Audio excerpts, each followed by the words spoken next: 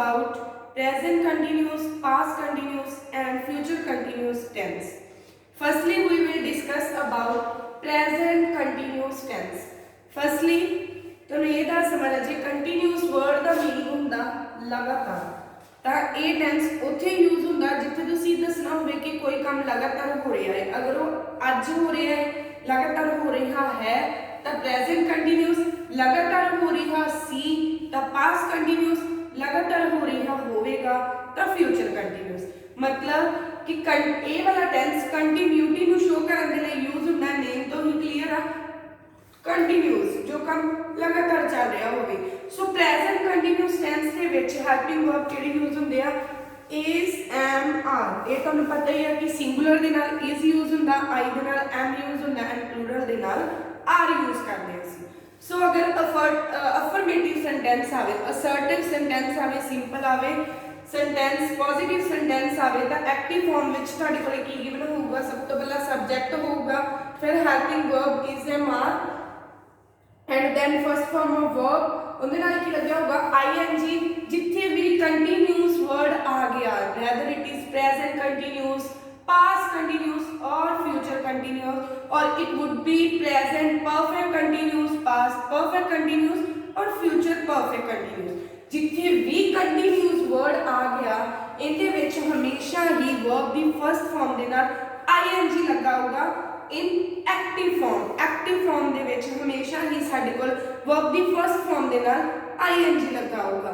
Tens ਦੇ ਵਿੱਚ, active farm ਦੇ ਵਿੱਚ ਤਾਂ ਵਰਬ ਦੀ ਫਸਟ ਫਾਰਮ ਦੇ ਨਾਲ ing ਦੈਨ ਆਬਜੈਕਟ। ਐਂਡ ਜਦੋਂ ਅਸੀਂ ਕਨਵਰਟ ਕਰਨਾ ਹੁੰਦਾ ਤੁਹਾਨੂੰ ਪਤਾ ਵਰਬ ਦੀ ਫਸਟ ਫਾਰਮ ਨਹੀਂ ਲਗਾਵਾਂਗੇ ਅਸੀਂ। ਪੈਸਿਵ ਵਿੱਚ ਹਮੇਸ਼ਾ ਹੀ ਕਿਹੜੀ ਫਾਰਮ ਯੂਜ਼ ਹੁੰਦੀ ਆ? Third farm of verb. ਤਾਂ ਵਰਬ ਦੀ ਥਰਡ ਫਾਰਮ ਯੂਜ਼ ਹੁੰਦੀ ਆ। ਸੋ ਪੈਸਿਵ ਦੇ ਵਿੱਚ ਕੀ ਹੋਊਗਾ? ਫਿਰ ing ਕਿੱਥੇ ਜਾਊਗਾ? ing ਵੀ ਲੱਗੂਗਾ, ਬਟ ਥੋੜਾ ਜਿਹਾ ਚੇਂਜ ਹੋ ਜਾਊਗਾ। ਕਿਵੇਂ ਹੋਊਗਾ ਦੇਖਦੇ ਹਾਂ। ਆਬਜੈਕਟ ਅੱਗੇ ਆ ਜਾਊਗਾ as usual. Helping verb is, am, are ਚੋਂ ਹੀ ਲੱਗੂਗਾ according to demand of sentence. ਅਗਰ ਸਿੰਗੂਲਰ ਆ ਤਾਂ is ਲੱਗੂਗਾ, I ਲੱਗਿਆ ਤਾਂ am ਲੱਗੂਗਾ ਐਂਡ ਪਲੂਰਲ ਆ ਤਾਂ are ਲੱਗੂਗਾ। ਦੈਨ ਜਿਹੜਾ ਇੱਥੇ ਲੱਗੇ ਵਰਬ ਦੀ ਫਸਟ ਫਾਰਮ ਦੇ ਨਾਲ ਜਿਹੜਾ ing ਲੱਗਦਾ ਸੀ ਉਹ ing ਹੁਣ ਵਰਬ ਦੀ ਥਰਡ ਫਾਰਮ ਤੋਂ ਪਹਿਲਾਂ ਲੱਗੂਗਾ। ing ਲੱਗੂਗਾ ਬਟ ਫਾਰਮ ਤੋਂ ਪਹਿਲਾਂ ਲੱਗੂ। ਮਤਲਬ ਐਕਟਿਵ ਸੈਂਟੈਂਸ ਦੇ ਵਿੱਚ ਕੀ ਆ ਕਿ ing ਵਰਬ ਦੀ ਫਾਰਮ ਦੇ ਬਾਅਦ ਲੱਗਿਆ ਹੋਊਗਾ, ਬਟ ਜਦੋਂ ਤੁਸੀਂ ਉਸ ਨੂੰ ਕਨਵਰਟ ਕਰ ਰਹੇ ਹੋ, ਐਕਟਿਵ ਟੂ ਪੈਸਿਵ ਕਰ ਰਹੇ ਹੋ, ਤਾਂ ing ਜਿਹੜਾ ਉਹ ਫਾਰਮ ਤੋਂ, ਮੇਨ ਵਰਬ ਤੋਂ ਪਹਿਲਾਂ ਲੱਗੂਗਾ। ਐਂਡ ਮੈਂ ਤੁਹਾਨੂੰ ਲਾਸਟ ਵੀਡੀਓ 'ਚ ਦੱਸਿਆ ਸੀ ਕਿ ਚੇਂਜ ਦੇ ਲਈ ਅਸੀਂ ਹਮੇਸ਼ਾ ਕੀ ਲਗਾਉਂਦੇ ਆ? ਬੀ ਲਗਾਉਂਦੇ ਆ, ਕਿਉਂਕਿ ਸਾਡਾ ਹੈਲਪਿੰਗ ਵਰਬ ਇਹਦੇ ਵਿੱਚ ਸੇਮ ਹੀ ਆ, is, am, are ਆ। ਤਾਂ ਅਸੀਂ ਕੀ ਕੀਤਾ? ਚੇਂਜ ਦੇ ਲਈ ਬੀ ਲਗਾਤਾ। ਬੀ ਕਿਹਦੇ ਨਾਲ ਲਗਾਤਾ? ing ਦੇ ਨਾਲ। ਹੈਲਪਿੰਗ ਵਰਬ ਤੋਂ ਬਾਅਦ ਹੀ ਲੱਗਣਾ ਸੀ ਤਾਂ ਬੀ ਪਲਸ ing ਕੀ ਬਣ ਗਿਆ? ਬੀਇੰਗ। ਤਾਂ ਇਹ ਬੀ ਉਹੀ ਵਾਲਾ ਲੱਗਿਆ, ਚੇਂਜ ਵਾਲਾ। ing ਕੰਟੀਨਿਊਟੀ ਨੂੰ ਸ਼ੋ ਕਰਨ ਦੇ ਲਈ ਲੱਗਣਾ ਹੀ ਸੀ। ਫਿਰ ਉਸ ਤੋਂ ਬਾਅਦ ਬਸ ਇਹਦੇ ਵਿੱਚ ਕੀ ਆ? ਚੇਂਜ ਇਹੀ ਹੁੰਦਾ ਕਿ ing ਪੈਸਿਵ ਦੇ ਵਿੱਚ ਪਹਿਲਾਂ ਆ ਜਾਂਦਾ ਐਂਡ ਮੇਨ ਵਰਬ ਬਾਅਦ 'ਚ ਚਲੀ ਜਾਂਦੀ ਆ। ਬਟ ਐਕਟਿਵ ਫਾਰਮ ਵਿੱਚ ਵਰਬ ਪਹਿਲਾਂ ਲੱਗੀ ਹੋਊਗਾ, ing ਬਾਅਦ 'ਚ ਲੱਗਿਆ ਹੋਊਗਾ। ਇਹਨੂੰ ਹੋਰ ਕਲੀਅਰ ਕਰਾਂਗੇ with the help of example। ਪਹਿਲਾਂ ਇੱਕ ਵਾਰ sentence sequence ਦੇਖ ਲਓ। So being and third form of verb, then as usual preposition by, then subject। ਤੁਹਾਨੂੰ ਹਾਲੇ ਤੱਕ ਜਿੰਨੇ ਵੀ ਟੈਂਸ ਕਰਵਾਏ ਗਏ ਆ ਬਾਈ ਵਾਲੇ ਹੀ ਕਰਵਾਏ ਗਏ ਆ। ਐਕਸਟਰਾ ਪ੍ਰੈਪੋਜੀਸ਼ਨਲ ਮਤਲਬ ਬਾਈ ਤੋਂ ਬਿਨਾ ਅਦਰ ਜਿਹੜੇ ਪ੍ਰੈਪੋਜੀਸ਼ਨਲ ਉਹ ਆਪਾਂ ਫੇਰ ਕਰਾਂਗੇ ਕਿ ਬਾਈ ਦੀ ਬਜਾਏ ਹੋਰ ਕਿਹੜੀ ਪ੍ਰੈਪੋਜੀਸ਼ਨ ਲੱਗਦੀ ਹੈ। ਸੋ ਇਸ ਲਈ ਇੱਥੇ ਹਮੇਸ਼ਾ ਹੀ ਪ੍ਰੈਪੋਜੀਸ਼ਨ ਦੀ ਜਗ੍ਹਾ ਮੈਂ ਕੀ ਲਿਖਦੀ ਹਾਂ? ਬਾਈ, ਕਿ ਇਹਦੇ ਵਿੱਚ ਬਾਈ ਹੀ ਆਉਂਦੀ ਆ। ਸੋ ਐਗਜ਼ਾਮਪਲ ਦੇਖਦੇ ਹਾਂ ਕਿ subject is helping verb, verb the first farm ਦੇ ਨਾਲ ing, ਡਰਾਈਵਿੰਗ, ਅ ਕਾਰ, ਆਬਜੈਕਟ। ਠੀਕ ਹੈ, ਤਾਂ ਜਦੋਂ ਅਸੀਂ ਚੇਂਜ ਕੀਤਾ ਕੀ ਕੀਤਾ? ਅ ਕਾਰ ਅੱਗੇ ਆ ਗਈ, ਆਬਜੈਕਟ ਆ ਗਿਆ। ਹੈਲਪਿੰਗ ਵਰਬ ਕਿਉਂਕਿ ਅ ਕਾਰ ਸਿੰਗੂਲਰ ਹੈ ਇਸ ਲਈ ਅਸੀਂ ਕੀ ਲਗਾਤਾ? ਇਜ਼ ਲਗਾਤਾ। ਮੈਂ ਕਿਹਾ ਸੀ ਪਹਿਲਾਂ ਆਊਗਾ ਥਰਡ ਮੇਨ ਵਰਬ ਤੋਂ, ਤਾਂ ਪਹਿਲਾਂ ਆ ਗਿਆ ਬੀਇੰਗ। ਠੀਕ ਹੈ ਰਾਜੇ, ਪਹਿਲਾਂ ਲੱਗੂਗਾ ਬੀਇੰਗ। ਥਰਡ ਫਾਰਮ ਕੀ ਬਣ ਗਈ? ਡਰਿਵਨ ਬਾय ਹਿਮ। ਸੋ ਕੀ ਬਣ ਗਿਆ? ਅ ਕਾਰ ਇਜ਼ ਬੀਇੰਗ ਡਰਿਵਨ ਬਾय ਹਿਮ। ਕੋਈ ਵੀ ਕਨਫਿਊਜ਼ਨ ਨਹੀਂ ਹੋਣੀ ਚਾਹੀਦੀ। ਬਸ ਕੀ ਆ ਕਿ ਜਿਹੜਾ ਇਹਦੇ ਵਿੱਚ ਬੀਇੰਗ ਆ ਉਹ ਥਰਡ ਫਾਰਮ ਤੋਂ, ਮੇਨ ਵਰਬ ਤੋਂ ਪਹਿਲਾਂ ਲੱਗੂਗਾ, ਬਟ ਐਕਟਿਵ ਫਾਰਮ ਦੇ ਵਿੱਚ ਉਹ ਕੀ ਆ? ਵਰਬ ਤੋਂ ਬਾਅਦ ਲੱਗਿਆ ਹੁੰਦਾ ing। ਬਟ ਚੇਂਜ ਕਰਕੇ ਅਸੀਂ ing ਤੋਂ ਕੀ ਬਣਾਤਾ? ਬੀਇੰਗ। ਤਾਂ ਉਹ ਕੀ ਆਊਗਾ? ਪਹਿਲਾਂ ਆਊਗਾ। ਤੁਸੀਂ ਇਹ ਵੀ ਕਹਿ ਸਕਦੇ ਹੋ ਕਿਉਂਕਿ ਬੀ ਜਿਹੜਾ ਮੈਂ ਤੁਹਾਨੂੰ ਦੱਸਿਆ ਸੀ ਹੈਲਪਿੰਗ ਵਰਬ ਤੋਂ ਬਾਅਦ ਲੱਗਦਾ ਹੁੰਦਾ, ਇਸ ਲਈ ਬੀ ਇੱਥੇ ਲਗਾਉਣਾ ਸੀ, ਨਾਲ ing ਆ ਗਿਆ, ਬੀਇੰਗ ਬਣ ਗਿਆ, and then third form of verb driven, इहदे विच ड्रिवन आ by him. So negative sentence दे विच एक्टिव फॉर्म दे विच साडे कोल की हुंदा, पहला सब्जेक्ट दिता हुंदा, then helping verb is am are दे विचों, then not, then first form of verb ing and object. जदों कन्वर्ट करना है तां असीं की कर देना हैगा, ऑब्जेक्ट अगे आ जो हेल्पिंग वर्ब पहला ही तुहानूं दस्सिया सी तोड़ देनी आ, बीइंग पिछे कर देना है, नॉट सेंटर च आ जाऊगा क्योंकि है तो बी वही हेल्पिंग वर्ब वाला, तो पिछे कर देना, पहला नॉट लगा देना, नॉट बीइंग, फिर third form of verb, then by and object. So example की कह रही है, she is not reading a book, she is not reading a book, तो कन्वर्ट करके क्या जो अ बुक इज नॉट पहला होगा, फिर बीइंग आऊगा, a book is not being read by her. Clear. Interrogative दे विच की हुंदा हैगा, पहला हेल्पिंग वर्ब दिता हुंदा है, पता ही है हेल्पिंग वर्ब अगे आके ही कोई सेंटेंस इंट्रोगेटिव बनता। सो हेल्पिंग वर्ब आ जाएगा, देन साडा सब्जेक्ट आऊगा, first form of verb ing object and then question mark. So passive दे विच की आ जो हेल्पिंग वर्ब ऑब्जेक्ट आ जाएगा, फिर being, third form of verb by subject and question mark. Look at this example, is she singing a song, the here is helping verb, she subject, first form of verb with ing, then a song is her object, then question mark. So convert करके इसे की कितना, is a song being sung by her.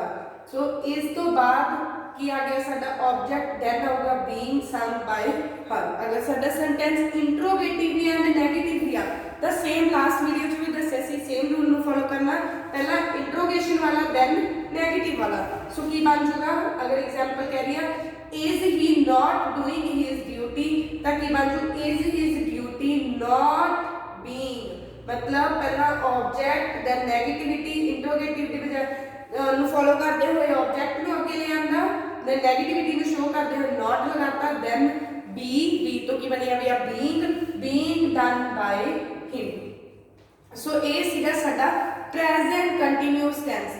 So past continuous tense दे विच की है जे बिल्कुल same ही आ, कोई फर्क नहीं, बस फर्क की आ कि उनका हेल्पिंग वर्ब चेंज हो जाता, इज एम आर भी हुंदा उहदे विच, पास्ट कंटीन्यूअस दे विच की लग्या हुंदा वाज एंड वर। ये सानू पता ही आ कि पास्ट कंटीन्यूअस टेंस दे विच इज एम आर भी लग्या हुंदा, उहदे हेल्पिंग वर्ब की आ वाज एंड वर। ये भी सानू पता ही आ वाज किथे लगदा है, जिथे सिंगुलर होगा, वर किथे लगूगा जिथे प्लूरल होगा। सो पास्ट कंटीन्यूअस टेंस दे विच चेंज होगा तो जस्ट साडे हेल्पिंग वर्ब चेंज होंदे जाणगे, ठीक है। जिवें सेम ही अगर कहना होवे ए सेम ही रहूगा, हेल्पिंग वर्ब इहदे विच की आ, अगर सेम एग्जांपल नु लईए तो ही इज कह रहे आ वो, तो बट इहदे विच की आ इज नहीं आऊगा, ही दे नाल की आऊगा वाज, क्योंकि ही की आ सिंगुलर आ। सो ही वाज एंड इत्थे भी की बन जाऊगा आकार वाज, इत्थे भी की आ जाऊगा वाज आ जाऊगा क्योंकि सिंगुलर ही आ। So then she is not की बजाय की आऊगा she was not, and change करके भी ਅਸੀਂ ਕੀ लगा देंगे वाज नॉट, क्योंकि बाकी सारा सेम ही रहूगा, जस्ट हेल्पिंग वर्ब ही चेंज होने हैं। एंड देन इधर भी हेल्पिंग वर्ब चेंज हो जाएगा, इज नहीं आऊगा, की आऊगा वाज, क्योंकि शी किया सिंगुलर आया, सिंगुलर नाल ਅਸੀਂ ਕੀ लगाने हैं वाज। तो पैसिव दे विच भी की आऊगा इत्थे वाज अ सॉन्ग, इत्थे की आ जाऊगा वाज आ जाऊगा। And same rule apply on interrogative plus negative, is he नहीं होगा was, क्योंकि ही सिंगुलर है, was he, एंड चेंज करके भी ਅਸੀਂ ਕੀ लगा देंगे was he। what I mean to say is that कि past continuous tense and present continuous tense same ही आ, बट ਇਹਨਾਂ ਦੇ helping verb ही चेंज ਹੁੰਦੇ ਆ। ਮੈਂ ਤੁਹਾਨੂੰ ਦੱਸਿਆ ਹੀ ਆ कि कंटिन्यूअस टेंस यूज ही उत्थे ਹੁੰਦਾ जिथे ਅਸੀਂ कंटिन्यूटी ਨੂੰ शो करना होवे। सो कंटिन्यूटी ਨੂੰ अगर प्रेजेंट शो करना तो इज एम आर लगा देने आ, पास्ट में शो करना तो वाज वर लगा देने आ, बट बाकी चीज़ां सेम ही रहणगियां। बोलन को ही समझो कि अज काम हो रहा है, अज काम हो रहा है, अज काम हो रहा सी, सॉरी अज को छड़ दो, काम हो रहा है काम हो रहा सी। तो बाकी सेंटेंस दे विच कोई नहीं आया है ते सी दे विच डिफरेंस आया, वो शो करदा इज एम आर ते वाज वर। सो मतलब पास्ट कंटीन्यूअस टेंस भी इहदे विच ही कवर हो जाता, बस हेल्पिंग वर्ब ही तुसी चेंज करने आ, वाज एंड वर सिंगुलर है तो वाज लगावांगे, अगर प्लूरल की गल करनी है तो वर लगावांगे। हम गल करते हैं अपने थर्ड कंटीन्यूअस सेंटेंस वाले, that is future continuous tense. ਉਹ ਕੀ ਹੈ ਸਾਡਾ ਫਿਊਚਰ ਕੰਟੀਨਿਊਸ ਟੈਂਸ। ਤਾਂ ਫਿਊਚਰ ਕੰਟੀਨਿਊਸ ਟੈਂਸ ਬਹੁਤ ਹੀ ਇੰਪੋਰਟੈਂਟ ਆ। ਕਿਉਂ ਇੰਪੋਰਟੈਂਟ ਆ? ਕਿਉਂਕਿ ਇਹਦੇ ਵਿੱਚ ਬਹੁਤ ਸਾਰੇ ਚੇਂਜਸ ਆਉਂਦੇ ਆ। ਇਹ ਕੀ ਹੈ, ਇਹਦੇ ਵਿੱਚ ਇਕੱਲਾ ਹੈਲਪਿੰਗ ਵਰਬ ਦਾ ਚੇਂਜ ਨਹੀਂ ਹੁੰਦਾ, ਇਹਦੇ ਵਿੱਚ ਪੂਰੇ ਦਾ ਪੂਰਾ ਸੈਂਟੈਂਸ ਹੀ ਬਦਲ ਜਾਂਦਾ ਹੈ। ਇੱਦਾਂ ਦਾ ਕੁਝ ਨਹੀਂ ਜੀ, ਇੱਦਾਂ ਦਾ ਕੁਝ ਵੀ ਨਹੀਂ ਹੈਗਾ, ਕਿਉਂਕਿ future continuous tense active to passive convert ਨਹੀਂ ਹੁੰਦਾ। ਐਕਟਿਵ ਟੂ ਪੈਸਿਵ ਦੇ ਵਿੱਚ ਇਹ ਕਨਵਰਟ ਨਹੀਂ ਹੁੰਦਾ। ਕਿਉਂ ਨਹੀਂ ਹੁੰਦਾ? ਇੱਕ ਤੁਹਾਨੂੰ ਮੈਂ ਟ੍ਰਿਕ ਦੱਸ ਦਿੰਦੀ ਹਾਂ ਜਿਹਦੇ ਨਾਲ ਤੁਹਾਨੂੰ ਇਹ ਯਾਦ ਰਹਿ ਜਾਊਗਾ ਕਿ ਫਿਊਚਰ ਕੰਟੀਨਿਊਸ ਟੈਂਸ ਨੂੰ ਤੁਸੀਂ ਚੇਂਜ ਨਹੀਂ ਕਰਨਾ। ਕਿਉਂ ਨਹੀਂ ਕਰਨਾ? ਕਿਉਂਕਿ ਜਿਹੜਾ ਫਿਊਚਰ ਕੰਟੀਨਿਊਸ ਟੈਂਸ ਆ ਉਹਦੇ ਵਿੱਚ ਐਕਟਿਵ ਫਾਰਮ ਦੇ ਵਿੱਚ ਵਿਲ ਵੀ ਲੱਗਿਆ ਹੋਊਗਾ। ਅਗਰ ਮੈਂ ਸੇਮ ਐਗਜ਼ਾਮਪਲ ਲੈ ਕੇ ਤੁਹਾਨੂੰ ਦੱਸਾਂ ਤਾਂ ਉਹ ਲਿਖਿਆ ਹੋਊਗਾ he will be, he will be, ਕਿਉਂਕਿ ਐਕਟਿਵ ਫਾਰਮ ਦੇ ਵਿੱਚ ਇਹਦੇ ਹੈਲਪਿੰਗ ਵਰਬ ਦੇ ਵਿੱਚ ਇਹਦੇ ਕੋਲ ਫਿਊਚਰ ਦੇ ਵਿੱਚ ਕੀ ਹੁੰਦਾ? Will be and shell B, will be and shell B. Simple will shell ਲੱਗਾ ਹੁੰਦਾ ਸਿੰਪਲ ਫਿਊਚਰ ਦੇ ਵਿੱਚ, ਬਟ ਜਦੋਂ ਕੰਟੀਨਿਊਸ ਆ ਜਾਂਦਾ ਤਾਂ ਐਕਟਿਵ ਫਾਰਮ ਦੇ ਵਿੱਚ ਹੀ, ਐਕਟਿਵ ਦੇ ਵਿੱਚ ਹੀ ਮਤਲਬ ਟੈਂਸ ਦੇ ਵਿੱਚ ਹੀ ਬੀ ਲੱਗ ਜਾਂਦਾ, ਇਹਦੇ ਨਾਲ will be and shell B ਬਣ ਜਾਂਦਾ। ਹੁਣ ਮੈਂ ਤੁਹਾਨੂੰ ਸਟਾਰਟਿੰਗ 'ਚ ਹੀ ਦੱਸਿਆ ਸੀ ਕਿ ਜਦੋਂ ਵੀ ਅਸੀਂ ਕੋਈ ਵੀ ਚੇਂਜ ਲੈ ਕੇ ਆਉਣਾ ਹੈ, ਅਸੀਂ ਜਦੋਂ ਵੀ ਐਕਟਿਵ ਤੋਂ ਪੈਸਿਵ ਕਨਵਰਟ ਕਰਨਾ, ਅਸੀਂ ਚੇਂਜ ਲੈ ਕੇ ਆਉਣਾ with the help of B, B ਨਾਲ ਅਸੀਂ ਚੇਂਜ ਲੈ ਕੇ ਆਉਣਾ ਹੈ। ਹੁਣ ਕਿਉਂਕਿ ਇਹਦੇ ਵਿੱਚ ਬੀ ਆਲਰੇਡੀ ਐਕਟਿਵ ਫਾਰਮ ਦੇ ਵਿੱਚ ਹੀ ਲੱਗਿਆ ਹੋਇਆ, ਚੇਂਜ ਕਰਨ ਲਈ ਸਾਡੇ ਕੋਲ ਕੁਝ ਵੀ ਨਹੀਂ ਹੈਗਾ, ਇਸ ਲਈ ਅਸੀਂ ਕੀ ਹੈ ਇਹਨੂੰ ਚੇਂਜ ਨਹੀਂ ਕਰਾਂਗੇ। ਇਸ ਤਰੀਕੇ ਨਾਲ ਯਾਦ ਰਹਿ ਜਾਊਗਾ ਨਾ ਕਿ ਕਿਉਂ ਨਹੀਂ ਫਿਊਚਰ ਕੰਟੀਨਿਊਸ ਟੈਂਸ ਹੀ ਚੇਂਜ ਹੁੰਦਾ, ਕਿਉਂਕਿ ਇਹਦੇ ਵਿੱਚ ਬੀ ਜਿਹੜਾ ਜਿਹਦੇ ਨਾਲ ਅਸੀਂ ਚੇਂਜ ਕਰਦੇ ਹੁੰਦੇ ਆ ਦਾ voice form active to passive, ਉਹ ਆਲਰੇਡੀ ਐਕਟਿਵ ਫਾਰਮ 'ਚ ਹੀ ਲੱਗਿਆ ਵਾ, ਚੇਂਜ ਕਰਨ ਲਈ ਕੁਝ ਹੈ ਹੀ ਨਹੀਂ, ਸੋ ਇਹ ਚੇਂਜ ਨਹੀਂ ਹੋਊਗਾ। ਇਟ ਮੀਨਸ ਕਿ ਫਿਊਚਰ ਕੰਟੀਨਿਊਸ ਟੈਂਸ ਜਿਹੜਾ active to passive in voice ਤੁਹਾਨੂੰ ਨਹੀਂ ਆਊਗਾ। ਅਗਰ ਆ ਜਾਂਦਾ, ਵੈਸੇ ਨਹੀਂ ਆਊਗਾ, ਵੈਸੇ ਹੀ ਲਗਾ ਲਓ ਕਿ ਅਗਰ ਆ ਜਾਂਦਾ, ਤੁਹਾਡਾ ਸੈਂਸ ਚੈੱਕ ਕਰਨ ਦੇ ਲਈ ਤੁਹਾਨੂੰ ਪਾ ਦਿੱਤਾ ਜਾਵੇ ਕਿ ਦੇਖਦੇ ਆ, ਤੁਹਾਨੂੰ ਯਾਦ ਆ ਕਿ ਨਹੀਂ ਕਿ ਇਹ ਚੇਂਜ ਨਹੀਂ ਹੁੰਦਾ, ਤਾਂ ਜਾਂ ਤਾਂ ਤੁਸੀਂ ਲਿਖ ਦੋਗੇ ਨੋ ਚੇਂਜ, ਜਾਂ ਤੁਸੀਂ ਲਿਖ ਦੋਗੇ ਐਜ਼ ਇਟ ਇਜ਼ ਸੈਂਟੈਂਸ ਨੂੰ ਉਵੇਂ ਹੀ ਲਿਖ ਆਓਗੇ। ਵੈਸੇ ਤਾਂ ਬੈਟਰ ਆ ਕਿ ਤੁਸੀਂ ਲਿਖ ਦਿਓ ਨੋ ਚੇਂਜ, ਕਿਉਂਕਿ ਇਹ ਚੇਂਜ ਨਹੀਂ ਹੁੰਦਾ। ਤਾਂ ਯਾਦ ਰੱਖਣਾ ਰਾਜੇ, ਕਿਉਂਕਿ ਇਦਾਂ ਦਾ ਕੋਈ ਵੀ ਸੈਂਟੈਂਸ ਆ ਸਕਦਾ ਤੁਹਾਨੂੰ ਪੇਪਰ ਦੇ ਵਿੱਚ, ਤਾਂ ਤੁਹਾਨੂੰ ਪਤਾ ਹੋਣਾ ਚਾਹੀਦਾ ਕਿ ਫਿਊਚਰ ਕੰਟੀਨਿਊਸ ਜਿਹੜਾ ਟੈਂਸ ਆ ਉਹ ਐਕਟਿਵ ਟੂ ਪੈਸਿਵ ਫਾਰਮ ਦੇ ਵਿੱਚ ਕਨਵਰਟ ਨਹੀਂ ਹੁੰਦਾ।